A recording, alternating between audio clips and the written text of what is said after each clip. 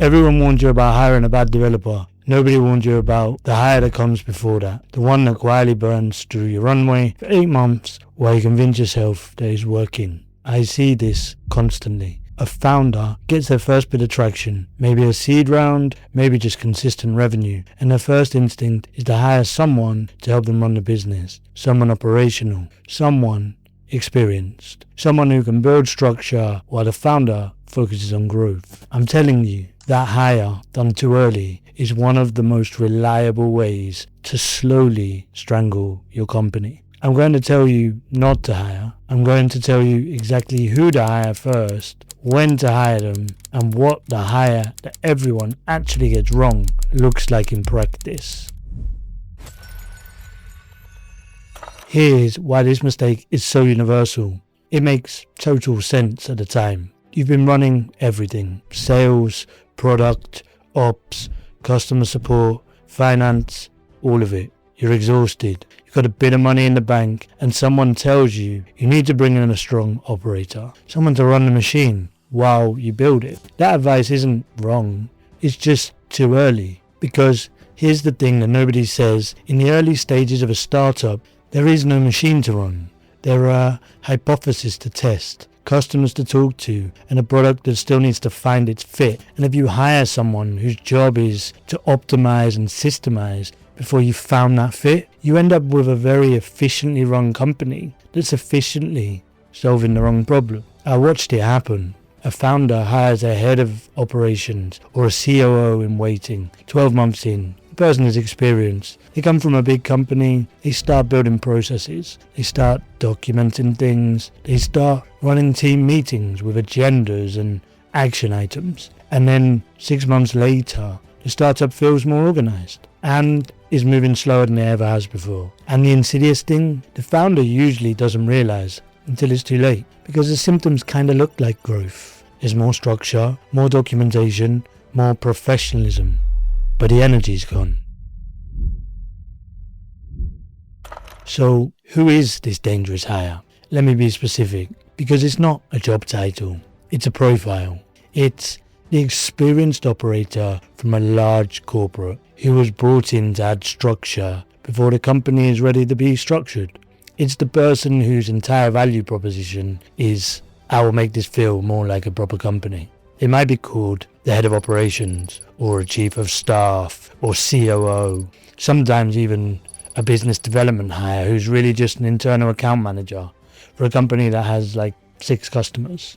None of those roles are bad in themselves. They're just chronologically incorrect or wrong. The telltale sign of this hire being the wrong hire is this question: does this person generate output that directly touches revenue, product, or customers? Or do they primarily generate output that touches internal processes? Early stage, you need every hire to touch revenue, product, or customers. Full stop.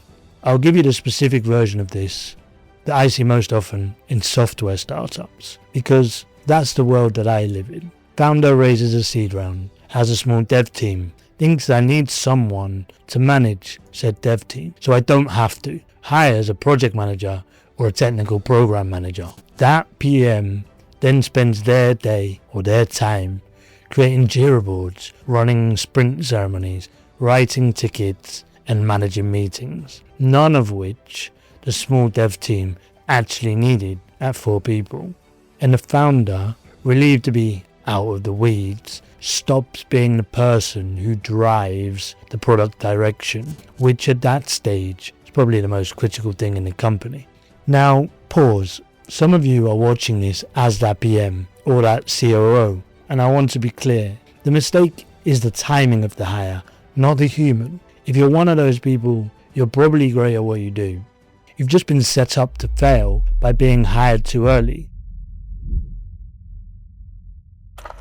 Let me paint you a picture of what this looks like in practice, because I want you to be able to recognize it if you're in it right now.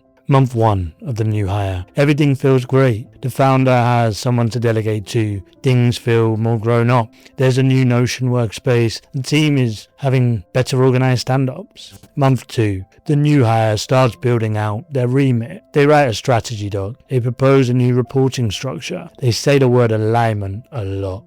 The founder thinks, brilliant, this is exactly what we needed. Month 3. The founder realizes they're spending 2 hours a week in one-to-ones with this person. Customer calls are being delayed. A key product decision gets stuck in a process loop because it needs to go through the new hire's prioritization framework. Month 4.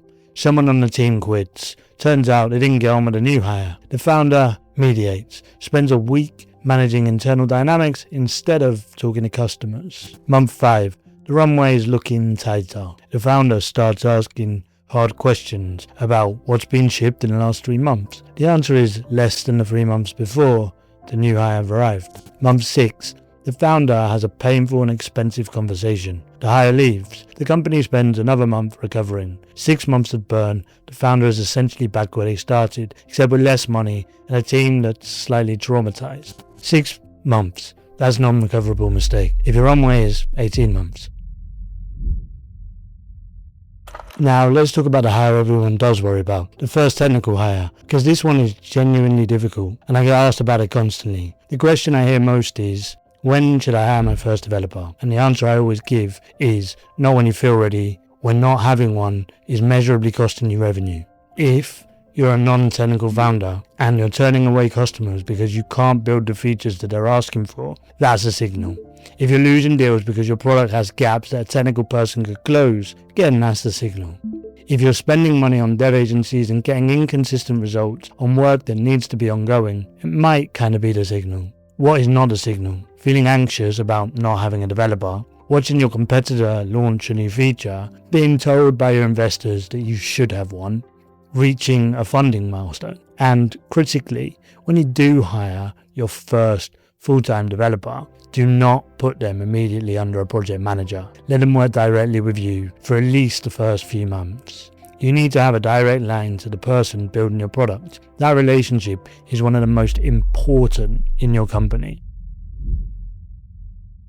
Right, I want to give you one rule that will help you think clearly about every hire, and I mean every hire you make in the first 2 years. Before you make any hire, ask yourself this one question. Does this hire get me closer to product market fit? Or does this hire assume I already have it? If the hire assumes you already have product market fit, process builders, operations managers, HR, legal, finance, beyond the basics, you're building for a version of your company that doesn't even exist yet. And you're spending real money today on imaginary future problems. If the hire directly accelerates product market fit, someone who builds, sells, or talks to customers, they're almost always worth it. Engineers, salespeople, customer success, growth. These are the people who generate a signal you need to know if your company has a real future or not. The trap is that the process hires feel safe. They feel like responsible company building. An experienced ops person from a big company looks great on LinkedIn. They give the investors a warm, fuzzy feeling. But if you're pre-product market fit, you don't need a great ops person. You need to figure out if the thing you're building is something that people want to buy. I want to tell you exactly what I did because I made this exact mistake, and I want to tell you exactly how much it cost. When I was building my last startup, we hit a point where things were going well. Revenue was growing, team was small but effective, and I thought, right, I need someone to help me run this properly. Someone who's been in bigger companies and knows how to scale operations. So I hired exactly that person. Senior, experienced, impressive background. And for 3 months, it was great. And then it slowly started to not be great. And by month 5, I could feel the energy in the company changing in a way I couldn't quite articulate. What I eventually realised too late, and after a difficult conversation that was absolutely my responsibility to have had earlier, was that I'd hired for where I wanted the company to be, not for where it actually was. We were still at the stage where speed, messiness and founder instinct were the right operating mode. And I'd imported someone whose entire skill set was about removing messiness and systemizing instinct. It was genuinely the wrong person in the wrong seat at the wrong time, and the cost in money, time and team momentum was real. The lesson I took from it, Hire for the problem that you have today, not the company that you imagine next year. The company you imagine next year will need completely different people. And if you're lucky enough to get there, you'll be in a far better position to hire for it. Here's what I want you to know right now. If you're in the first 2 years of building something, go and look at your current team structure or the team structure you're planning to build with the next round and ask honestly, is every single person on this list getting us closer to product market fit, or am I hiring to feel like a real company? There's no shame in either answer, but knowing the difference is like the whole game. Drop your answer in the comments below. I want to know your most dangerous potential hire, and if it was useful, subscribe. I put out a new video every week on the real mechanics of building a real startup, not the highlight reel version.